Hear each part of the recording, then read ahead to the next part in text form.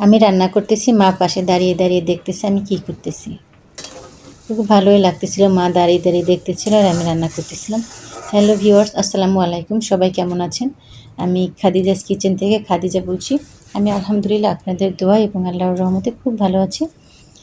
তো চলে আসলাম প্রত্যেক দিনের মতো নতুন একটা ভিডিও নিয়ে। আশা করি সবাই সাথেই থাকবেন। আজকে আমি লাউ এবং মিষ্টি কুমড়া শাক একসাথে ভাজি করব। গতকালকে মা বাড়ি থেকে আসছে, ছোটো বোন আছে বাসায়, ও আবার ভর্তা খুব পছন্দ করে, সেটা যে কোনো ভর্তাই হোক। তো আলু গতকালকে ভর্তা করছি, এই জন্য আজকে আর করবো না, একটা বেগুন ভর্তা করবো। আর এই যে শাকটা কিন্তু আমি সিদ্ধ করে নিয়েছি। শাকটা মানে রান্নার বেলায় আপনি যে রান্নাটাই করতে চান, ওভারকুক হয়ে গেলে কিন্তু কোনোটাই খেতে মজা লাগে না। আর শাকটা আমার মনে হয় একটু ঝরঝরে হলে বেশি ভালো হয়, কারণ এটা যদি পানি থেকে যায় বা লেটলেটা হয়ে যায় তখন কিন্তু খেতে ভালো লাগবে না। এই জন্য আমি হাতে চিপ দিয়ে দেখছিলাম যে শাকটা নরম হয়েছে কিনা। তো দেখলাম নরম হয়ে গেছে, এই জন্য ঢাকা দিয়ে দেইনি। আর শাক অতিরিক্ত সময় ঢাকা দিয়ে রাখলে কিন্তু এর কালারটা চেঞ্জ হয়ে যায়, যে সবুজ নেসটা থাকে এটা কিন্তু থাকে না। তো শাক ভাজিটা কিন্তু হয়ে গেছে। লাস্টে কিন্তু পেঁয়াজ কুচি আর রসুন কুচি দিয়ে আমি বাগার দিয়েছি।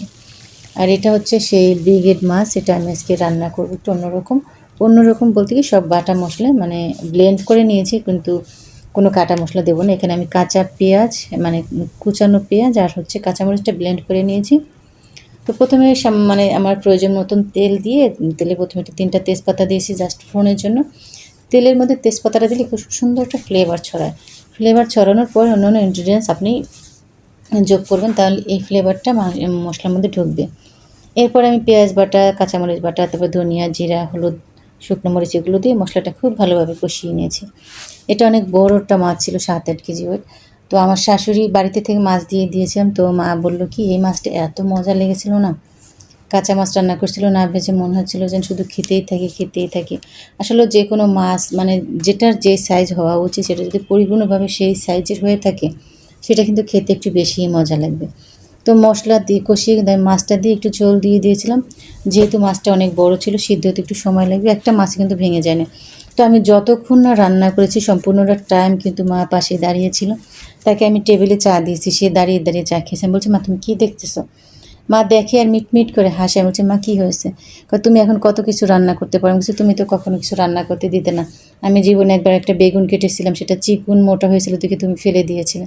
তারপর মা হাসতেছে, বল কি বাবার বাড়ি মেয়েদের রেস্ট করতে হয়, এখন শ্বশুর বাড়ি তোমার সংসার, এখন তুমি সব কাজই করো, এখন তার আমি তোমাকে করে দিই না, সমস্যা কি?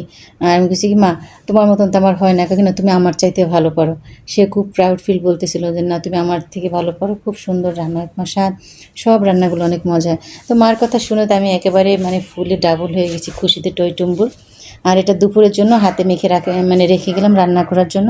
আমার সময় নেই, তাই আমি অফিসে চলে যাচ্ছি। সবাই ভালো থাকবেন, সুস্থ থাকবেন এবং সুন্দর থাকবেন, সবসময় সাথেই থাকবেন। সামনে মাহে রমজান আসতেছে, সবাই ভালো থাকবেন। মাহে রমজানের শুভেচ্ছা থাকলো। আল্লাহ হাফেজ।